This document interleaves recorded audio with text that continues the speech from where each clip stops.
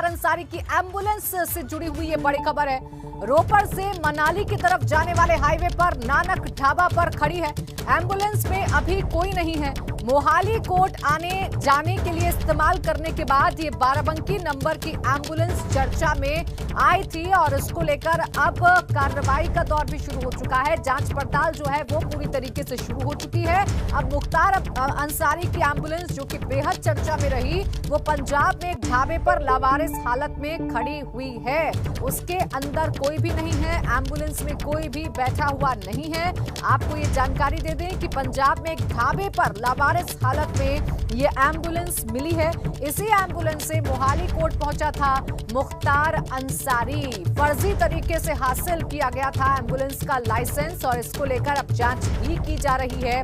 Doctor Alka राय भी अब इस पूरे मामले में संदिग्ध समझी जा रही हैं। उनसे भी अब पूछताछ की जाएगी, वो भी शक के दायरे में आ रही हैं क्योंकि ये एम्बुलेंस का फर्जी तरीके से लाइसेंस लिया गया था। और अब ये जो एम्बुलेंस है जो काफी चर्चा में रही, वो पंजाब के एक ढाबे में खड़ी हुई पाई गई है। लावारिस हालत में एम्बुलेंस मिली है। पंजाब में एक ढाबे पर लावारिस हालत में ये एम्बुलेंस मिली है।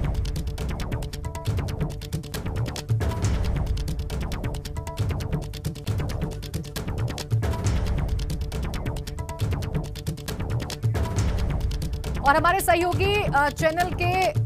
सहयोगी चैनल एबीपी सांझा के संपादक हमारे साथ जुड़ गए हैं इस वक्त फोन लाइन पर। जगविंदर जी, क्या कुछ जानकारी मिल रही है इस एम्बुलेंस के बारे में, क्योंकि बेहद चर्चा में रही ये एम्बुलेंस, इसके लाइसेंस को लेकर लगातार सवाल खड़े होते रहे।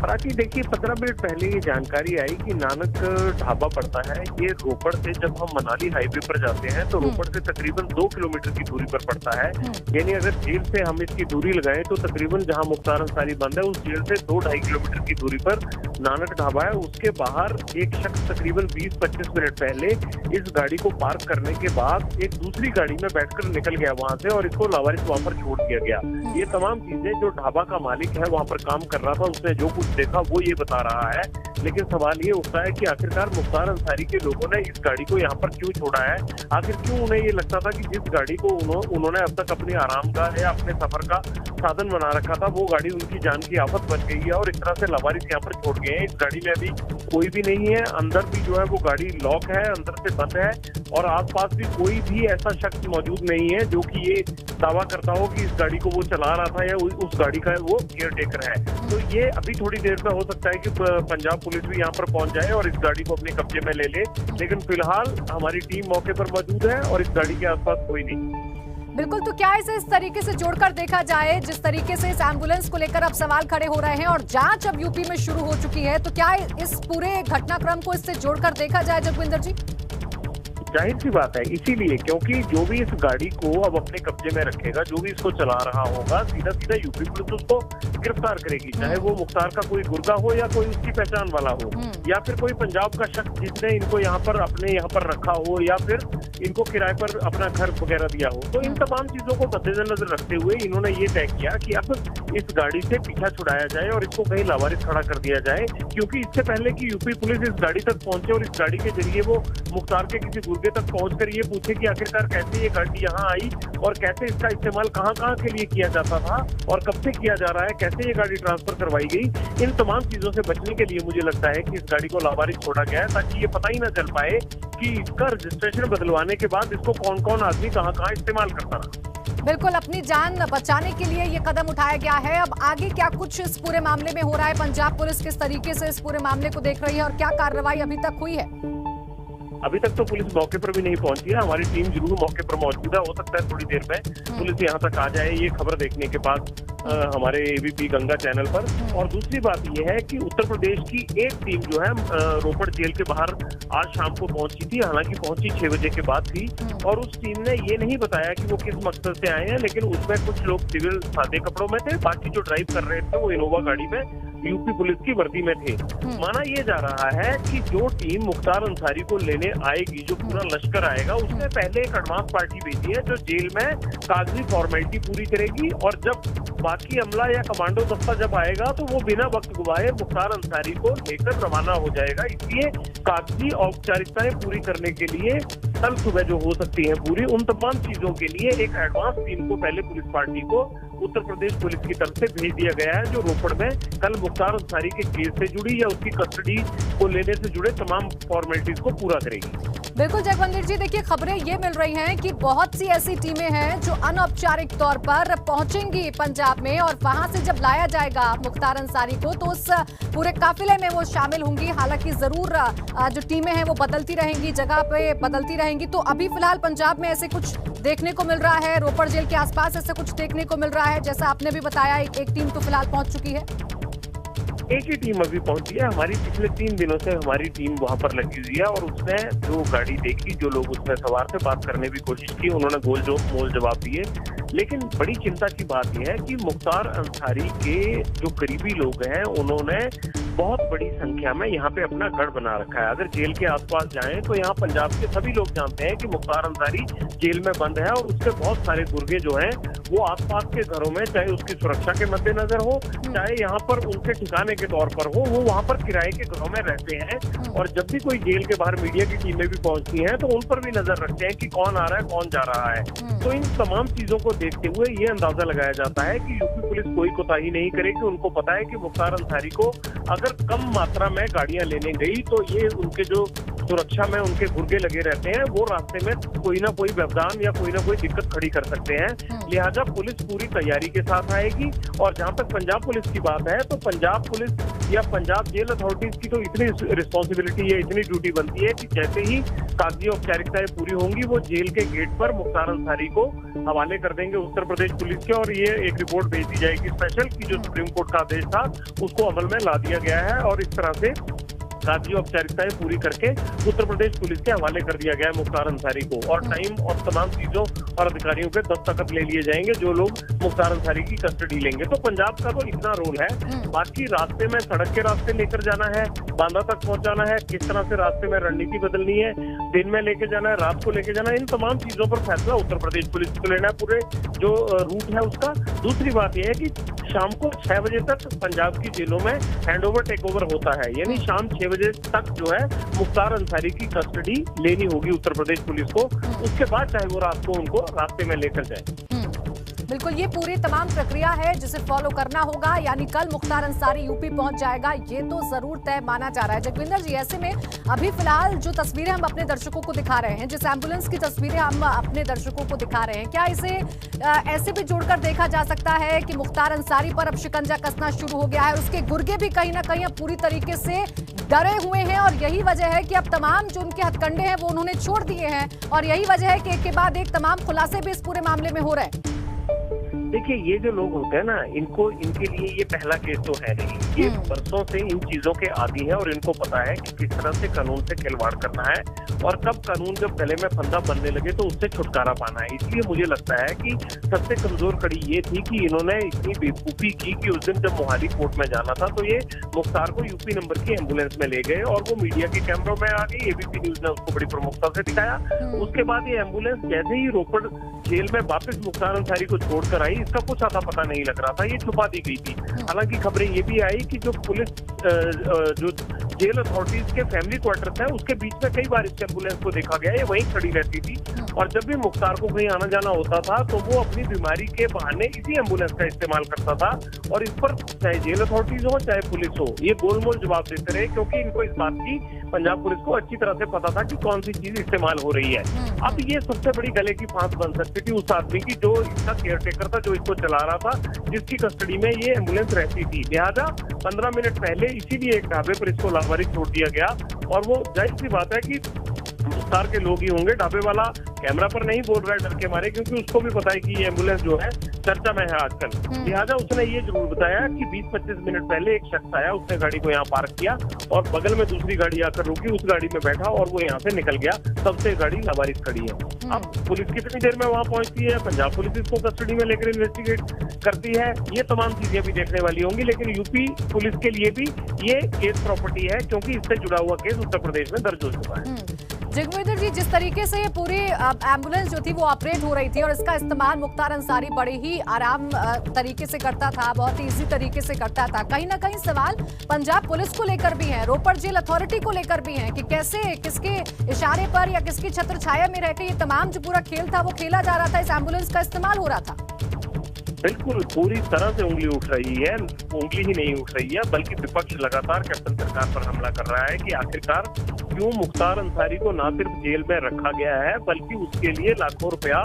और लाखों रुपए का वकील करके सुप्रीम कोर्ट तक केस भी लड़ा जा रहा है। विपक्ष इस बात को लेकर विधानसभा तक में हंगामा कर चुका है। लेकिन दूसरा एक बड़ा ताज्जुब वाला पहलू ये है कि जेल अथॉरिटीज हो, चाहे जेल अथॉरिटीज से जुड़े हुए बड़े अधिकारी हो या फिर पुलिस के अधिकारी, जैसे अंसारी का नाम आता है, जैसे ही इस एम्बुलेंस का नाम आता है, वो अगले बगले झांकने लगते हैं। वहीं से पता लगता है कि ये सब कुछ जानते हुए भी बताना नहीं चाहते, क्योंकि दबाव और ऑर्डर और जो ये संरक्षण है ये कोई सामान्य स्तर पर नहीं है, ये बहुत ऊपरी स्तर पर मिला हुआ है, जिसके चलते अफसरों की जुबान बंद है और एक मामूली से अपराधी या एक डॉन के केस में उनकी जुबान बंद रहती है।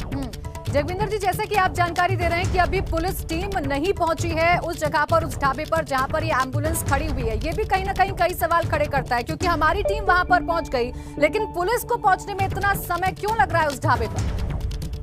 मुझे ये लगता है, देखिए वो इत्तेफाक ये है कि हमारी टीम 1.5 किलोमीटर की दूरी पर ही,